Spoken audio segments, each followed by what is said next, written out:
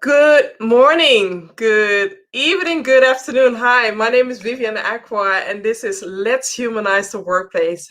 And yes, it's time for the English edition. So I'm really excited about today's episode. And today's episode is all about my workplace wellness buddy who is in the States at this moment. And we're going to go discuss this. So, hi, my name is Vivian Acquah. I am the workplace wellness advocate. And I am all in for let's humanize the workplace. And I know that we're going through a challenging time, but still, I want to make the best out of it and still share, still speak to, guest speakers, still share enough tips to inspire employers, but also employees to do better. That's my whole mission. I have a mission which is based on something that endured to me. And I know that we can all do better. So that's why I'm doing Let's Humanize the Workplace. It's a weekly show every Tuesday, 7:45 p.m. at Central European Time. And I'm currently streaming to Twitter, YouTube, Facebook, and LinkedIn. And I think I'm forgetting something, but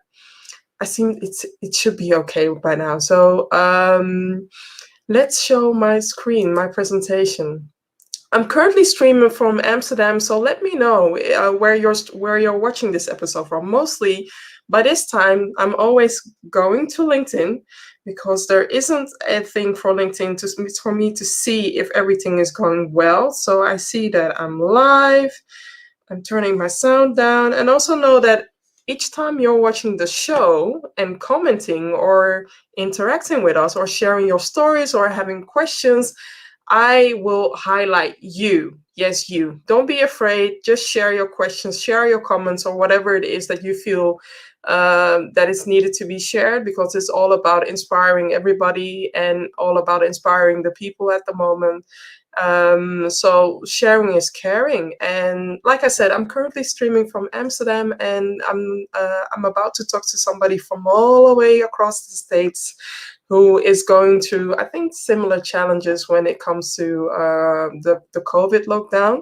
But before I start about that, I wanted to highlight something. So it is a challenge sometimes to, read all the comments on LinkedIn. So that's why I am encouraging you to support my YouTube channel.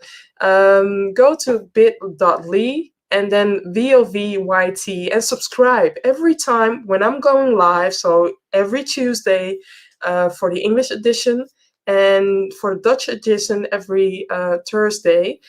You'll be receiving a reminder, a friendly reminder saying that I'm live, and you can comment on YouTube. Know that every time that you comment or somebody comments on YouTube or is live on YouTube, I can interact with you, and there isn't that much interaction from LinkedIn. So I'm doing my best. In the meantime, it's not that, when I have my head down like this, it's not that I'm not interested. No, I'm watching, the comments on LinkedIn as well. So to see that everybody's included in this session. I also want to highlight another article, and that is the Zoom fatigue. So for me personally, it's been about 6.5 weeks that I'm currently facing, currently dealing with the Corona lockdown, and know that in the Netherlands, it's not that common that people work from home. As an entrepreneur, I work from home part-time, and it helps me to do my things. But I also know that I having my own challenges with working from home. I have a son, I have a partner, and it can bring, different challenges within. But I'm trying to stay mindful and to keep my peace, and also wanted to share that with you as well. So if you are facing maybe Zoom fatigue, if you don't know what it is, look at the impact, and also know that I'll be sharing some tips about how to deal with it, but also how to prevent the digital eye strain or prevent the Zoom fatigue. So go to bit.ly Zoom fatigue. The next thing I want to, oh, sorry, I went a little bit too fast.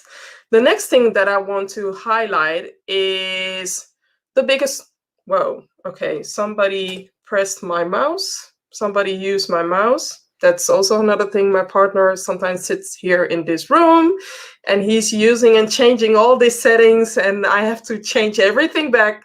Apparently he changed my mouse settings, so apologies for that. But I wanted to highlight this this image. So what is your biggest struggle for working remotely, right? This is a survey that has been done beginning of, I think the end of last year, but it was published beginning of February, so pre-Corona lockdown. And now you see that I can definitely predict that it will be much intensive, but still know that collaboration, communication, loneliness, not being able to disconnect, and also a lot of distractions from home were already challenging for those who are working remotely as as their normal job. And now everybody, most of the world, is working remotely, or a lot of people, not most of the world, but a lot of people are working more remotely. And we need to be mindful. We need to be mindful that it is a challenge to deal with that. So with no further ado, I'm going to bring up my guest speaker for today. I'm going to bring her up.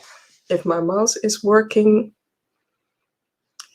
That's the thing when you're having two big screens and you don't know where the mouse is. Yes, I found her. So, Kimberly Ficklin. Yes, hello.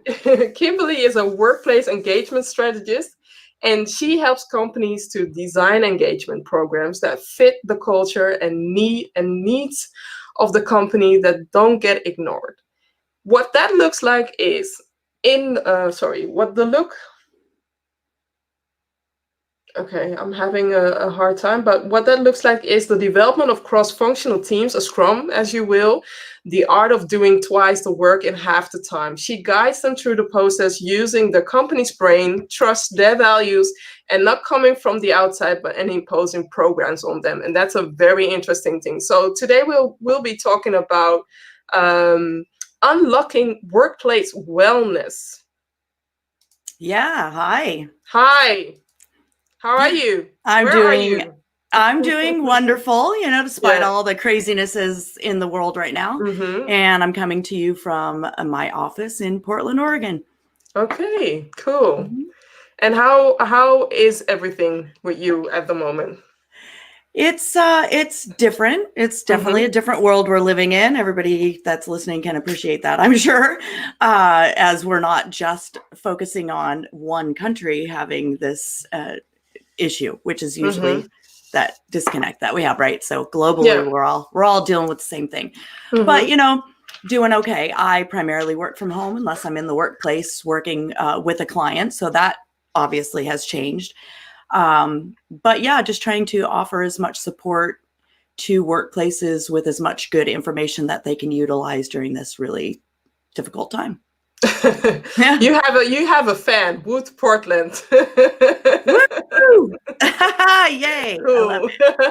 Yay! So the first question is, what is your connection with humanizing the workplace? Why is it so important for you to discuss this? Okay, well, so years ago, I had a health struggle that almost took me out of the game. I was a busy, stressed out corporate professional. I did not know words like self-care. I didn't know words like total care. I didn't know words like holistic. Those just were not in my vocabulary. And one day I woke up. I had a very stressful job, so I'll just back that up. I was corporate. I was director, very, very stressful for 20 plus years of full-time work. And then one day I just woke up sick. And it never went away.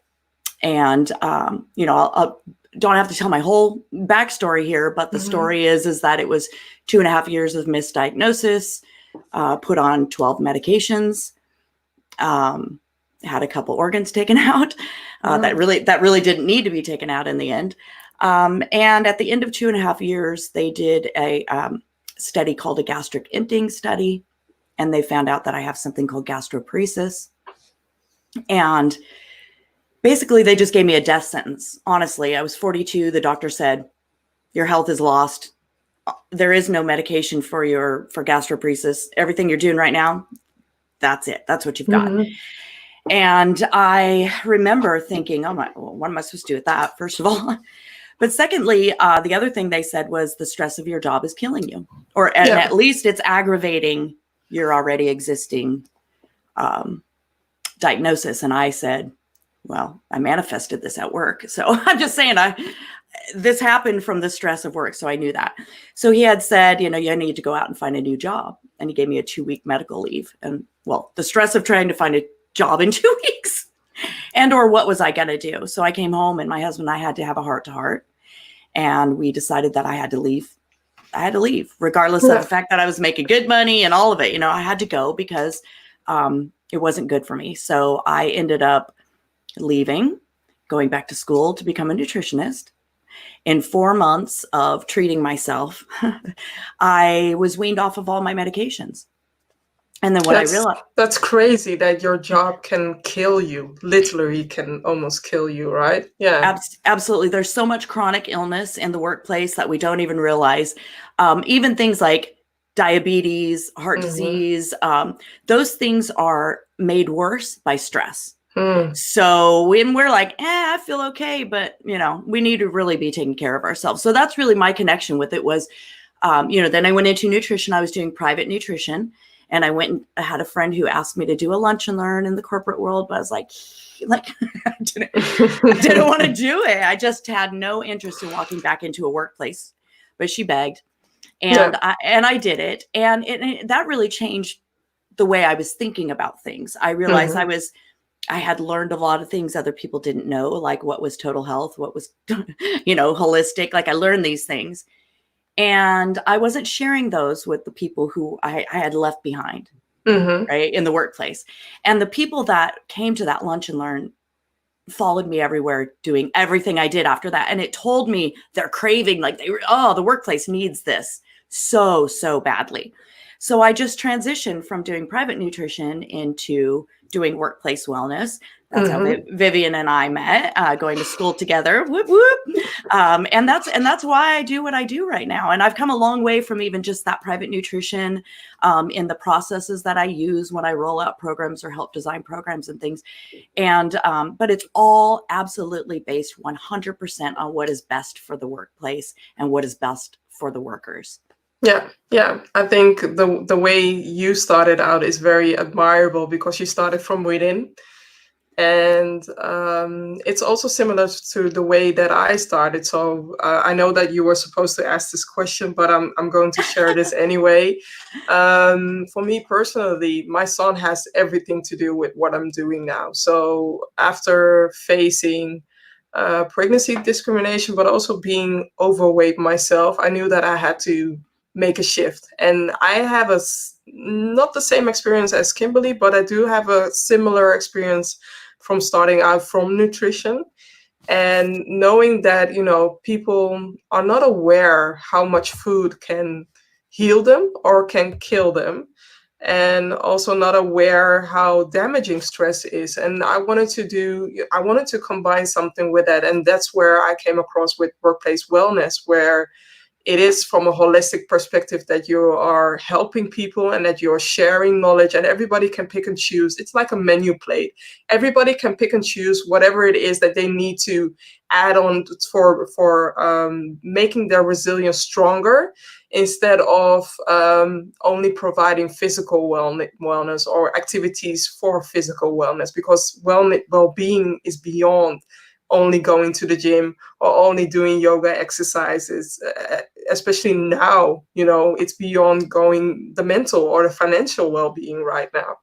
So true. Yeah. I mean, it's so true. And you're right, because that's one of the soapboxes I get on. But I mean, there's a la carte. Don't get me wrong. Bringing in a nutritionist and doing a lunch and learn and giving people information is wonderful. However, it can't be all that you're doing. And putting a gym in the back room that nobody ever uses because it's not, nobody uses it. The CEO, nobody's seeing anybody use it, so they don't use it. It's really, it's backwards thinking and what we really need, and as far as well-being goes, because that's just one thing. Like we go to the gym. Meh. True. Yeah. So I know that we are in a challenging space, and I don't want to, do the whole show about Corona, but I do have to ask this question because it's very relevant right now. What can companies do to support their people during the COVID-19 lockdown? That's a great question. And one that we're still working on, right? Mm-hmm. Because we're in the midst of it still. Yeah. We certainly don't know how this is really going to affect the workplace in the long term. And we're right now not being proactive, we're being reactive in the workplace. Mm-hmm. So we're just trying to do what we think we can do to get it right, right?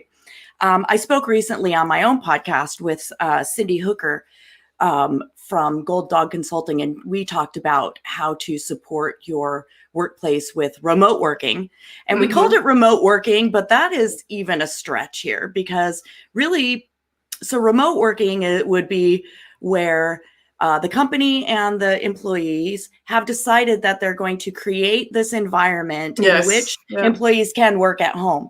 And there is commitments that are made, and there is agreements that are agreed upon, and all of that kind of stuff that happens. So a remote worker knows what's expected of them. And mostly they have, they have a nice room or something in place that supports their ergonomics, right? That supports the remote working. Yes, I know where you're heading. Absolutely. You're right, because they've decided, I don't want to go to work. I'm going to set up my own little office here. Right. Okay. So now we're going to go to where we're not remote working right now. We're working from home. And there's a huge difference between the two. Okay. So for employers to start saying, oh, well, now we've got all these remote workforce and I just treat them the same.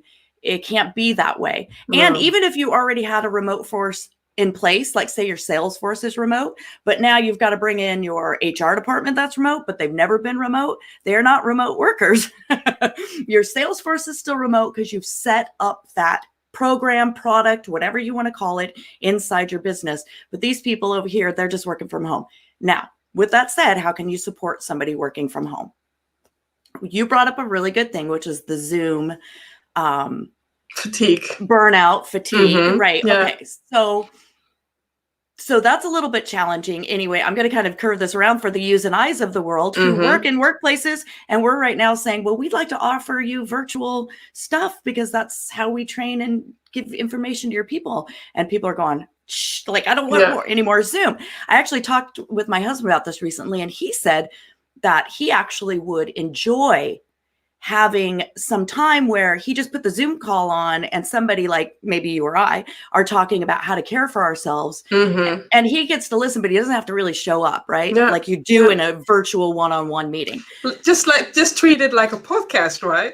Exactly. So it's not that you can't give your workplace additional learning and development right now. What they want you to stop doing is give them so many darn meetings, way more than they probably ever had before. And meetings on Zoom, you have to hyper focus. You're trying to listen to everything in a different way than when everybody's in the room together and you're interacting. It's all different, right? And you talked also about the fatigue. So if people haven't heard of this, I have it, of course. Just add it to the list of things. And of course, the words are going to escape me what it's exactly called right now, but it is when I look at the computer for too long, the refresh rate of the online, it actually causes me to get sick. I get nauseated. I get a headache. I have to do this kind of stuff in short bursts. So here's some ways you can support. Don't expect them to be on Zoom meetings all day long. Really cut down the amount of Zoom meetings that you have to absolutely what has to be done virtually. And also, it's not a copy paste of your offline meeting. Shouldn't be a copy paste of your online meeting, because we have to learn how to do meetings functionally, concisely. Absolutely. You are absolutely right about that. And the other thing is that so now we're getting better at meetings. Which is key. Because that's number one. That's a whole nother training in itself, right? Getting more efficient meetings. But the other thing that I think isn't happening is there's no space being created for people where they're not in the meeting. So if you could listen to my podcast, I've said it time and time again. Business owners that have been on it, they say it time and time again.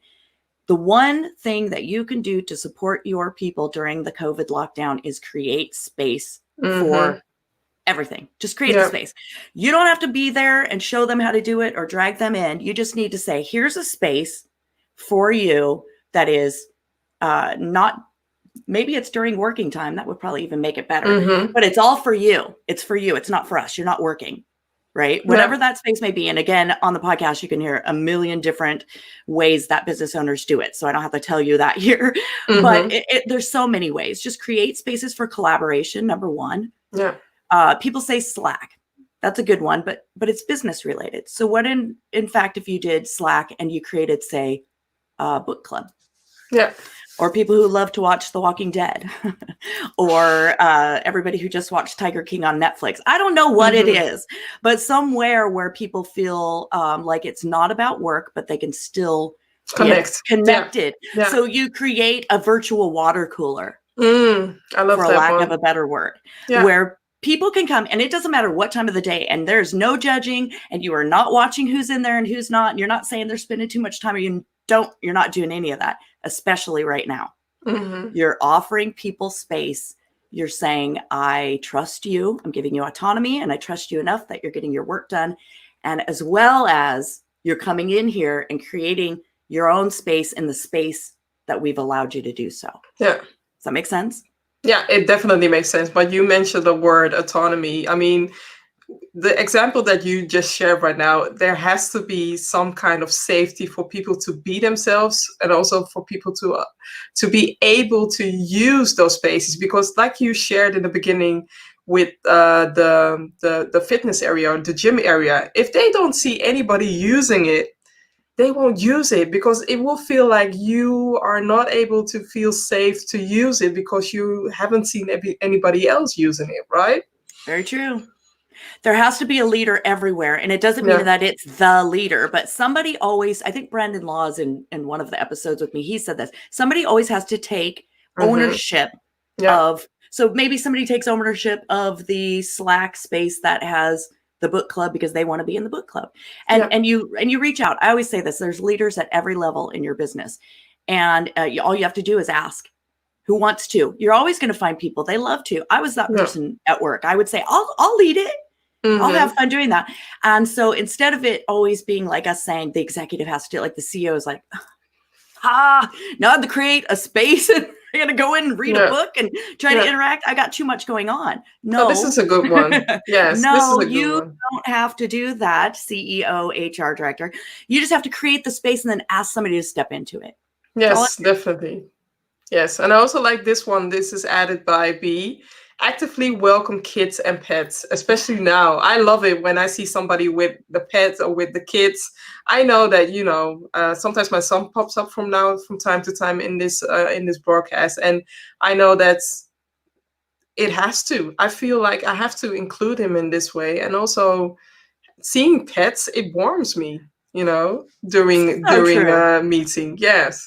Yeah, and the kids are comic relief right now. Come on, don't even think you're not laughing when you see some kid photobomb. You're all, that's funny. And so we all need a lot of grace right now, right? We need to give each other grace, especially working from home. So going back to how can you be supportive when you hear dogs barking in the background and kids running through the house? And I don't know, I saw a video where a lady was doing a chat like this, and her husband came in his underwear, just stopped to talk to her. She's like, and then when he realized what he did, he ran real quick, but he hit the wall and fell down. It was hilarious. She's mortified. You could tell by the look on her face. But I'm thinking, if everybody could see that, all of us would be saying, oh, girl, don't even worry about it. Right. Yes, so if you could tell yourself, what would you tell your friend? If it was them, you'd be like, don't worry about your kid being back there. So that's also another support. It's very funny because I think 2 or 3 years ago, we were all laughing at the BBC journalist where his kids, one by one, came into the room, and now it's brilliant. It's reality now at the moment, right? So we rather should embrace that at the moment. Well, at any moment. So Pat Welch at Bali Welch here in Portland, they do. I interviewed that was 25 plus things you can do to rock the socks off your employees. And one of those things was they have seniors in there. They have the children in there. They have pets, all of it. All of it's there all over. So that can be done at all times, right? Cool. Why do you think it's important in the workplace though, Vivian? I think when you look at workplace well-being, especially now, it shows that the companies that do have these place or the pillars or the foundation for workplace well-being, workplace wellness in place, they see camaraderie. They see that people connecting. They see that people being more resilient than the people who don't have that, or the companies who don't have that at the moment. I'm seeing good stuff. For instance, by Starbucks or let's say Spotify, who's providing budgets for people to design their own home office. And I'm seeing also a lot of bad stuff happening. I'm not going to name the companies though, but I do feel sad about employees being fired via Zoom, which is devastating, definitely devastating, especially when you're invested in your work and you see your work as, part of you. I mean, there are so many delicate ways to fire people. Please, when you need to do that, please be delicate. Please be, add in the human factor in that. Yes. Oh my gosh. Well, it's scary enough right now anyway. So everybody's on edge. Now you're like, what is happening? Yeah. It must be very difficult also for employers to be firing people right now. Definitely. We need to have empathy both ways. Yes. So as an employer, I'm empathizing that I'm letting go an employee I would never want to let go. And in the same, the employee is empathizing with the leader in that they're doing something it feels very uncomfortable for them as well, right? Yeah. Yes, definitely. But I also wanted to know that what are the lessons that you have learned during this lockdown, and what do you think that companies can learn from that, can be useful? I was thinking about that, and I'm not sure I have a lesson to offer up yet, because I honestly think we have so much more to learn moving through this. I mean, really the only lesson I guess at this point that really stands out is that it's very difficult for people to work from home who are not used to working from home. Yeah. And it's even more difficult when you have an employer who can't figure out how to help their employees work from home. Yeah. I don't know if that's not really a lesson, but I think that's probably the focus at this point, is just trying to figure out how this works. And then I just think the lessons will come. Honestly, I think it's too early to have learned too much at this point. Definitely. What do you think? I think that before the lockdown and Corona, mental well-being or mental illness was stigmatized. And I hope in some way the stigma will be less, because whatever your function is, if you are rich or poor, or if you are in a higher level or in a lower level, everybody is in the same storm. We're not in the same boat, but we're facing the same storm. And when it comes to our mental well-being, we are all challenged, maybe in a light way, and some others in a heavy way. But after this, I'm hoping that the empathy level regarding people being mentally, where their mental health is being challenged, that there is more sympathy, more empathy regarding that, because I do feel like every person, even the children, are faced with their own mental well-being challenge. Absolutely. I mean, everything's up in the air still right now. So people are, there's no dust settled yet, right? So we can't really know. And I love the fact that you said that about the empathy, because it really is. I think what's missing is that according to mental health, when I start to think about this, is that sometimes we're just afraid to have that conversation in the workplace. It's never been something that we talked about. Vivian, before you and I, and we heard from people that started doing this, that you kept your personal life at home and you came to work. And when you were talking about your personal life at work, you were gossiping, and you were not at your desk, and you were not doing work, right? Yeah. But you can't split yourself. You can't do that. You're both these people, your business side and your personal side. You are both. It's hard to leave yourself out the door and check in and check out. That's why eventually your body checks out. Yes, well, it's silly to think, because does anybody get home and automatically when they hit the door, work goes off? No, because we all know that is not the truth. No, true. And you brought it up earlier about, when we identify with what we do in work. When people say, "Oh, hi, I'm Kimberly. Oh, what do you do?" It's almost the first question. And if we're like, I don't know where I fit in right now, right? Yeah, so it is important, and now we know that we can't possibly try to split those things up. So we just need to make it more personal in the workplace. And so I don't remember who said this, but it gave me a good example of if Vivian, if you fell at work and you broke your arm, I wouldn't just walk past you and be like, oh, I don't really want to deal with Vivian's illness right now, you know, or whatever. I would get help for you right away. Whatever you needed, I'd call somebody, right? Well, it's the same with mental health. So if your friend has a broken arm, mentally speaking, you help fix them. Or I mean, I don't want to say fix them, but you help give them resources. You ask them what they need. Your friend at work, your coworkers, your boss, even your boss. We're all afraid to like have a conversation. They're all human, and it goes. It's not only like that we're asking or demanding employers to only look after their employees, but also look after your managers, look after your leaders, because they need support, they need the help as well. They might not even say that, but they are human and in the end, and they need help as well. I also have a comment from LinkedIn, and Lillian. Hi, Lillian. Hi, Lillian Cardoso is saying, what if your job doesn't give you the space and increases the workload? Wow. Yeah. Yeah. It will be troublesome. In the end, it will provide more, it will get more stressful, and you cannot, in this period, especially, it's not carry on situation right now. It's a surviving situation. Corona lockdown, it's different. We need to be empathic. We need to help our people and support our people in whatever it is that they need. So regarding the workload, it is a recipe for ending up with a burnout, with more stress and with less people. And less people means that your company can be less profitable. You can reach less clients. That's very true. Well, Lillian, here's the thing. As an employee, I didn't take responsibility for my own health. I didn't take control. Now, with that said, it was scary to do what I did, so don't get me wrong. But when I recognized that the stress of my job was killing me, I had to leave it. Now, that doesn't mean you have to quit and become a nutritionist and do your own business like I did. You need to find another job.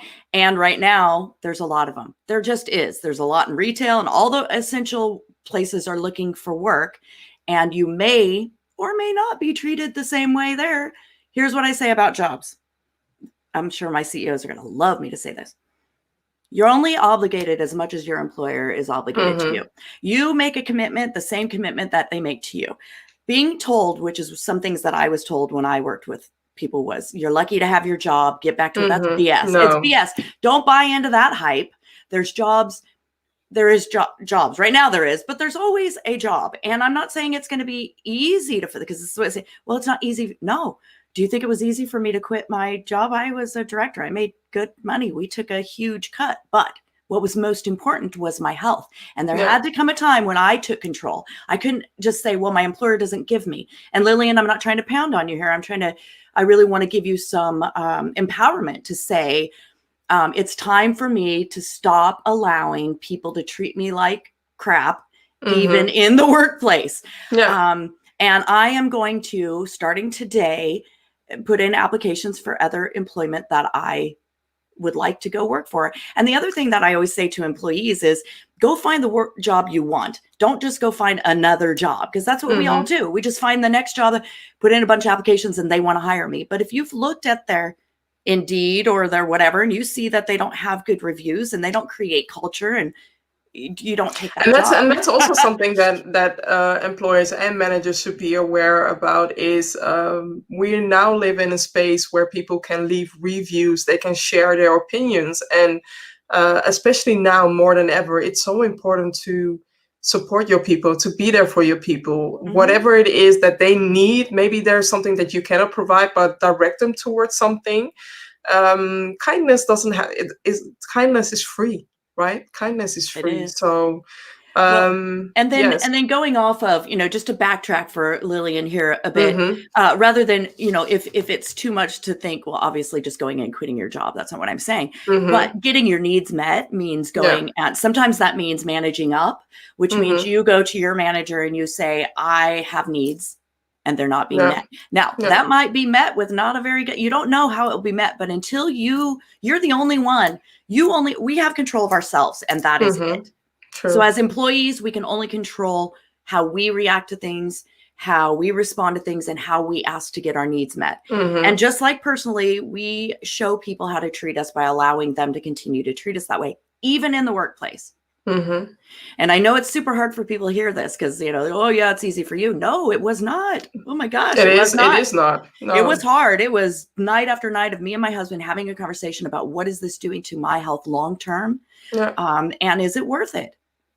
And we're not even talking about mental health. We're just talking about my chronic illness. It's similar, right, to bullying and at the workplace, right? Eventually, there's something happens within you. I've been there. I've been bullied. I've been told that I'm worth nothing or my work is worth nothing. Where there came a time when I almost started to believe them. I almost. The reason why I say almost is I have a wall on my wall. Or I have something on my wall which reminds me of what people see in me in good times, but also what I see in myself. And it's never the case that I let somebody else dictate the way I made them feel, the way they think about me, because it's their truth, not my truth. Very well said. Yeah. I also have a few POC is really onto it. So saying mental health evasion is real, even more amplified when the injury in the team and how it works. And also another thing, relationships are mutual, definitely. When it comes to the workplace, it's a relationship. It's something that needs to be nurtured from both sides, right? It's not a one-sided relationship that you're going. Yes. It is not. And I say that often on the podcast because I'm mostly speaking to the executives. But I know that employees are listening all the time. And I say, hey, it's up to you to get what you want. That's that way for anybody. It's up to you to get what you want. And you can't sit around and wait for somebody else to do it. And sometimes relationships are built, again, by the employee managing up. Yes, true. And I also want to emphasize, I've been hearing a lot of people taking this time to reevaluate their career. It's very interesting that I'm hearing this from you, but also hearing other people talking about that. And it's an excellent time to reevaluate your career. I'm not saying that you should leave, but I'm just asking you to reevaluate what works, what doesn't work. And now is the time to get things happen, to look at the things that can be improved. Yeah, it's a perfect time. I said this is the biggest crack in workplace that we've ever had. If we can't utilize this as an opportunity to grow, there's just no other opportunity like there is right now, I think. Definitely. Okay, so I have more questions from Lillian. Lillian is saying, that's exactly what I was thinking today, because they don't understand the emotional stress they are putting on employees. A new job. Interesting. Yeah, thanks, Lillian, for sharing this with us. Yes. Yeah, that's great. I love it, Lillian. Thank you for being on here and talking with us too. So, and also from POC saying available option might depend on biases of others and connect villages and networks. Definitely. I mean, I think we have to do a whole nother broadcast, because this definitely brought a lot of engaging questions and comments from everybody. So thank you so much. I'm going back to the questions. Let me see.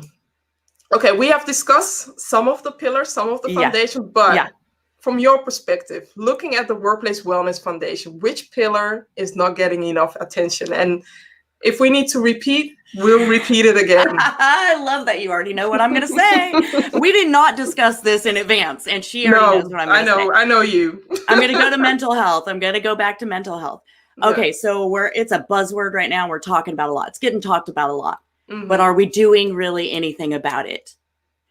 The first step is always the information. So let's get it out there and start talking. But I think now we're there. We need to start, especially where we're at right now. So, but also not forget that I can predict that when the dust is settled regarding the lockdown, some people will then have the time to process everything, and then they'll break down. That's what I can predict. we don't even know the long-term mental Yeah. health effects of this. We have no idea of what, No. well, I mean, we do in some regards, we do have some Mhm. statistics behind just quarantining ourselves. Suicide rates go up, depression Yeah. goes up, child molestation, spousal abuse, those kind of things Mhm. happen. And we have to really, really realize that those are secondary Yeah. things that are happening to this. And those are what's going to come out later. You're right, because we're all in shock right now. So it's like, Yeah. it's like getting hit by a car and Yeah. you're all, oh, what's happening? And then they fix you all up, but now you've got months and months of rehabilitation. Yeah. So I definitely think that we're going to have to be paying attention in the workplace moving forward. And it probably means bringing in mental health awareness experts to help have those conversations with people, right? And creating spaces for it. And again, it's, I don't know where to point. These two people. You're that way. You're that. It's backwards. It doesn't matter. There we go. You're that way. Yes, bringing in people that can help you create a space, because that's how do I create a space? You don't know how. That's what we do. So we're going to show you how to create that space. It's really not hard. I won't say it's not hard, but it is time consuming, and it absolutely has to have a commitment from the top down. Everybody all in between has to commit to and agree to that we are going to put a very serious focus on mental health in the year of 2020, 2021, based specifically off of what we all just had to deal with. Yeah. And the brilliance of it, again, and I don't mean that this is great because it's all over the world, is that we're dealing with it globally. Yeah. Because then we can all come together and talk about all the workplaces instead of just fixing one country's workplace and then going on to the next. I mean, this is an amazing. It's the same what I shared before regarding the stigma, right? Everybody is facing their own challenge regarding mental well-being. So it's weird for me to say that, but in a way, I'm happy. If this is the outcome of Corona, then I'm happy that it's happening now, so that we put things in place to prevent it the next time. Yes. Old boss and a mentor of mine once said, if you ever want something to get done, create a crisis around it. And then, and that was in business. He taught me how to create mini crises so that I could get the attention of people who needed to be living. And that's an interesting concept, because you wouldn't think that's how to get things done. But he would prove to me time and time again that it actually does work that way. I don't say this is great either, but I'm going to look at it opportunistically and say it's an amazing time for us to start having these conversations. Definitely. And what more perfect time, as you are integrating your employees back into the workforce, to have created already a space for them to move back into that is going to help with their mental health, help with all of it, healthy gym, eating, all that's going by the wayside right now at home. I promise you. We can't go to gyms. Probably most people aren't eating right because they're eating comfort food right now. I know in our house, we're like, I said, I promised I was going to buy anything that I wouldn't normally eat. And then me and my daughter started texting, and I wanted everything we couldn't normally eat because I wasn't supposed to go to the store and get it. Right. Yeah. So, but so I definitely think this is the time. I also feel like something that adds on to what you're sharing regarding mental well-being and wellness is financial health. So people who are now facing financial stress, it can trigger also their mental well-being as well, or the mental illness as well. So please put something in place. Please have conversations with them, or connect them with people who can help them raise more awareness, and know that as an employer, you can help them now before it becomes worse, before they might be losing their house, before they might be losing other things, or before they become unproductive and they are more harmful for your company than an added value. So please put that in place as well. Good point. Yeah. Yes, definitely. I love it when POC is sharing a lot. So the antidote is team, family, community, global collaborative learning, diversity, and empathic learning work. Yes, definitely. Yeah. I'm reading. That's why I'm squinting. No, many financial So, experts are not social workers or therapists, and vice versa. We must collaborate. Oh, I love it. yeah, yeah, I love that. Okay, yeah, there is a soapbox for me too, because I can't do everything in your workplace. I am true, not the expert at all of that. I, true. however, know a lot of people who are experts at doing what is in the workplace. And so I am collaborating as a liaison, helping companies to bring in these people that they need, We need to referred connect and with each other. recommended. Yes, Mhm. definitely, definitely. We need to work with people, and that's why we also need to look at the challenge that people are dealing from a holistic perspective, because what Kimberly needs is different than what I need, and etc. within your company, right? So, wrapping things up, do you mind we're going a little bit over time? I do not mind. Okay. So, this one. How can employers create business where wellness is at the forefront? I think this is the right time, right? So when you provide a menu for your employees to choose from, to work on their resiliency, to work on whatever is needed to become more energetic, to boost their, I'm not going to say productivity, because during this COVID time, we shouldn't be shouldn't be aiming for productivity. We should be aiming for their energy, and we should be aiming for their support. That's when they'll remember that, after this lockdown, or maybe during this lockdown, that they are going to go a little bit, they are going to work a little bit extra. They are going to work the extra mile. That's what people will remember. And regarding the workplace well-being, I think also this period has shown that the companies that do have toolkits in place, or that do raise awareness regarding well-being, that they will come out as heroes, and they will come out as the most sustainable company for their employees. And that's also something that you need to, I know there's a lot right now that we need to look after, but your people Yes. are the business makers. Without the people, your business has no existence anyway. So we have to look into the people, and we have to look into the diverse roles they can play. Yes, I love it. And I'm writing down so I didn't forget that you said menu. So we have to create a menu. So here's what a lot of people will say, because just like you said, my needs are different than your needs. And I was giving a talk recently where somebody said that. How do we get everybody's needs met, each individually? And I said, you can. You can. It's collaboratively as a team. Everybody comes together and says, okay, so Vivian needs this, so we're going to support Vivian for that, and Kimberly needs this. But what you have is a menu of services. So at the beginning, you said, I help companies design programs that with their brain trust, rather than coming in and throwing a program down and going, here's my program, let's roll it out. Menu of services is designed off of what your employees have told you that they need from you. And then you just offer all of it. And at whatever time somebody wants to take advantage of it, it's there for the taking advantage of. And you've created, that's the creating of the space, right? Yeah, but it's there for them. Also, for the companies that do start small, what I do normally is maybe let the team pick, or let the ambassadors pick a top 3, because I understand that they can't work on all the pillars, but let's choose a top 3 and provide some tools or some menu items for people to choose from that as well. What if you just did one? What if we just started like with one of those things? I mean, because a lot of you and I both know a lot of companies don't even have one. Lillian just shared that with us. Her company doesn't have one. So if you don't have one of those pillars being implemented in your business, then just start with one and then dive really deep into it. Here's the other thing.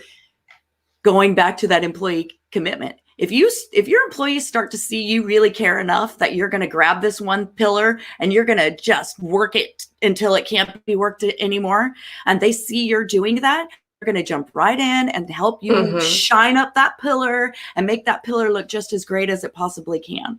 So you do it, they'll jump on. If your employer's not doing it, you can be the one that leads that. You can ask for it. But regarding, because I talked about something regarding productivity, right? There's also a better word for that, performance. Yes. And you were talking about this. I noticed this on your LinkedIn profile. Can you share the 4 keys for unlocking the employee performance, and maybe adjust it for COVID, or does it need no adjusting for COVID?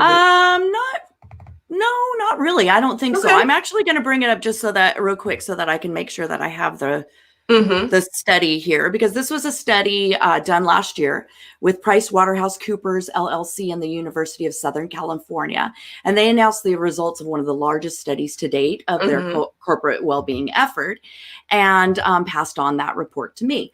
And they had 4 top findings, and absolutely they could be, I think they're more important probably now than at any other time. So number 1 was that healthy behaviors are more important than the right habit. And we've already talked about that. So what that means is just bringing in a nutritionist and teaching them something isn't more important than they should walk the talk. Than seeing that the whole business does this. Everybody does. Everybody cares about this. And then they create their own habits. Again, we just said you make your menu of services, they decide what habits they like, and they go, and then that's how you serve every employee, right? So don't worry about telling your employees what the habits are that they need to change. That's not your job. Your job is to, as an employer, is to inform them, give them education behind it, and then allow them to decide what's the most important habits that they're going to click onto. And that's what they said first and foremost, is that absolutely works. Yes, okay? Sure. So now you said performance, not productivity. We use that word because it's a buzzword. So the Vivians and I of the world will use it so that you guys will listen to us. We don't like the word. We don't like, what is my ROI? I hate that. No, what is your VOI? What is your value of your investment? What will your employee, what are you going to gain from your employees? Not productive wise. In the end, you will. It's all gravy. Productivity comes at the end of all this in your golden pot of, your pot of gold at the end of your rainbow, but you've got to work that rainbow first. Okay. Number 2, inclusive leadership and teamwork make well-being thrive. Can you, no, sorry, I can't let you get off the hook right now. Can you repeat that one again, just to make it clear to those who haven't heard that one? Number 2. Inclusive leadership and teamwork make well-being thrive. Amen. Yes. And what does that mean? That means that, I'll go back to the talk I did recently where I had an owner say, oh, the guys on the production floor, he was asking me a question. The guys on the production floor, they don't care. When they see the boss coming, they run. And isn't that just the way it is? And I'm saying that's the way you've created it to be. And that's not that. So how are they going to change? He's all worried about how, and I'm like, nah, you, sir, this is all about you. Your words that you're saying to me right now are not inclusive. You're blaming it on your employees that they think you're a bad guy and don't want to spend time with you. You created no space, and the question you're asking me is telling me that you're not even open to doing that. And that's why, because he's saying he's struggling in the manufacturing floor. That's why, because there is no teamwork and there's no leadership, and you don't make it inclusive. As a matter of fact, you think you're the boss. That's how that was your words. That's your words. And when you say it, then they believe it. And as long as you call yourself the boss, then they will always believe that you're the boss. And you're dealing with a generation, and I'm not going to say Gen Z or millennials. there is a generation to all levels, to all ages, that would rather have a leader, a coach, than a boss. That time of a boss, it's over. It's over and done. And it's overrated. Yeah, true. Being a boss isn't fun anyway. I mean, who really wants that? Because then they get to be that guy, the one that goes, I don't know what to do, and I can't because I'm stuck, and I'll hire us. That's what you do. That was my answer to him anyway. But okay, so let's go to number 3 now. Yes. Which just it's all, it just ties back around to everything we've been talking about. Corporate priority. Healthy habits equal big business benefits, but it has to be the priority of the corporation. And I'm not just saying just the CEO, because there's CEOs that jog and go out and they eat right and they tell everybody they should too, but the leaders, the managers, directors, and that, they don't play the game the same. Yeah. And sometimes I know that employees get frustrated because the owners and the CEOs are on this different ideal, and they don't know how to get to share that with their leaders in a way the leaders are open to sharing it as well. So you want productivity, big business benefits, healthy habits. Number 4 was one that when I did this talk and I gave this, a few people at the end came up and actually shared that they didn't agree with this one. Now, I'm not the one that did the study, so I'm just sharing the information. But this was true of Pricewaterhouse LLC's workforce. Tech boosts well-being. What? No kidding. I know you're going to hate this. Now, no, I'm not going to hate it because this was shared. There we go. Awesome. See, this was shared. Yeah. Oh, they know what they're I love it. About. I know what they're talking about. Why should I hate tech? I love tech. I know you do. I just meant like we're in the situation where we're talking about Zoom burnout and all that. So I'm like, give them some more tech. But let me explain. This. It was literally wearing like a Fitbit, and everybody at the job had them. Right. Yeah. So then, or I don't want to say everybody, because of course you're not making it inclusive if you're forcing people to wear things. So those people who wanted to wear their Fitbit and wore it, and they enjoyed, and they said it boosted their well-being, seeing other people as well. They're doing the stuff with them. Yeah.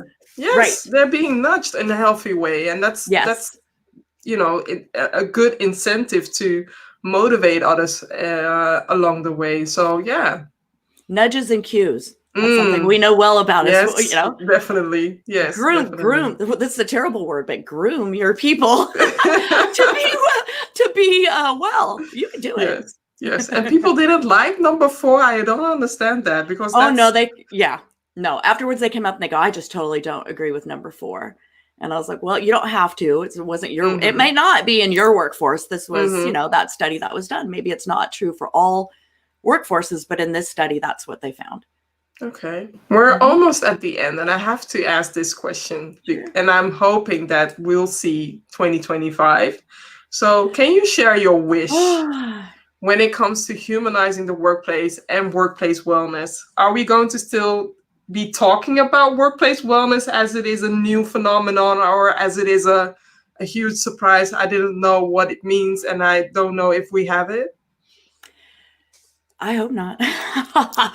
I don't think so. I think you picked a really good year in my brain, because 5 years, first we crack open. Yeah. And the U's and the I's that have already been preaching this, but not really been listened to so much, get right in that chasm, right? And start shouting from the rooftops. Here we are. Listen, because this is right. It's true. Here's reports that show it is. Your employees are going to love you. Do the right thing. Yeah. So I definitely think that it won't be as like, oh, this workplace wellness thing is new. However, we have to be agile, because with every new hire, with every new fire, with every new leader, with every new financial decision is an entirely different workforce again. And you can't design something right now and expect that in 2025 it's still going to be working the way that it should be. You'll have a lot of different employees, things will change. So you have to be agile. You have to constantly be flexible, right? And I think if we do it that way in 2025, we are going to be so surprised at the amount of things that at least will be different than they were before. Yes. In a positive way. I believe in a positive way. Yeah. But I believe it for a couple of reasons. The U's and the I's are getting tired of jobs, and we're like, we're out of here. We're going to go show people that it doesn't have to be this way. So that's important. And I also think that the more that employees and employers hear the U's and I's having these conversations, the more we broke open so seeds could be free, that we plant little seeds, right? Because it used to be the same in nutrition. People would say to me, they'd send me an email a year later and say, you did that lunch and learn, and you said this one thing, and I've been doing it for the whole year. And, so that's what I think 2025 will be. It's also important to bring outside people. Sometimes it's the best thing to bring outside people to raise awareness, but also it's refreshing to hear, somebody else talk about these things, because it will help the company adopt them. And also look at these 2 energetic ladies, right? Right? I mean, we're talking about performance and productivity here. at least we're laughing and we're making it enjoyable, but it can be also very serious. But still know that there's a lot of work to be done when it comes to workplace wellness, and there's a lot of work to be done right now when it comes to well-being. And know whatever it is that you can support your employee, but also if you're an employee and you have ideas, share them with the manager, share them with HR, bring them to light, and find a community so that you can amplify that. Because I also feel like we leaders and HR and other departments who are responsible for certain of these activities also need to be nudged, gently nudged. It's true. And as an employee, if you love to read books and thought it would be really fun to have a book club, then be the leader. Then say, hey, I know this sounds kind of weird right now, but I kind of need a little bit of space where I'm with my friends and it's not about work. Could we start a book club? I am 100% guarantee you nobody's going to say no. And if they do, then I'm going to go back to Lillian and say it's time for you to find a new job. Because that's so simple. Yeah, true. It was amazing speaking to you. I mean, it's funny. I just recently did a podcast with Kimberly, which is coming out very soon. And now I'm interviewing her for Let's Humanize the Workplace. Yeah. But let's see. I hope to do another conversation with her post-corona. And I hope that we can talk about post-corona in a few months' time, so that we can see if this conversation inspired somebody or made a change for somebody. I'm just going to have a peep on LinkedIn, see the comments. Yeah. Yeah, and Vivian, do you remember the date that your episode was going to release? I don't have it in front of me. Actually, I can look it up. I'll just look it up while you're doing that. It's your podcast. Well, I think I told you, but I don't have the thing in front of me. No, I don't remember. I don't remember it anymore. It's all right. You look at what you're looking at. I'm going to look real quick so that we can tell the listeners when they can. Okay, POC is sharing what you didn't do to bury me, but you forgot that I was a seed. Yes, that's a very important thing. Thank you. Thank you for sharing it. And thank you also for being on top of the show. Yes. Because I really loved the comments that you shared. And do you have the date? I do, right here. Hold on. For some reason I couldn't bring up my Excel sheet. Okay, so Vivian, you are 5/21, May 21st. Okay, then... So, the Happy Healthy Workplace podcast. The Happy Healthy Workplace podcast you can find on any of your favorite players. May 21st, Vivian and I having. And I will share it. I will share it. I will definitely share it. So thank you, Kimberly. Please stay on. I'm just closing off. And if you have any questions regarding workplace well-being, you know how to find these two ladies. And Kimberly is very active on LinkedIn, but also listen to her podcast in these, because she really interviews valuable people. So thank you so much. Thank you for being a wonderful guest, and I had a wonderful time at the show. Me too. So thank you. I'm so happy about our friendship. Yes, definitely. I really enjoy you. Thank you. Let me see. Let me close off. So I was talking about this. So if you want to comment, just like you see POC, but also just like you see Lillian for commenting on the show, if you want me to include you in the show, you can follow me on Twitter. You can otherwise subscribe to the YouTube channel, where you'll receive a notification the next time that I go live. So every Tuesday in English and mostly on Thursday in Dutch. And it's all about inspiration, about let's humanize the workplace. So thank you, stay safe, and I hope to see you next time. Bye.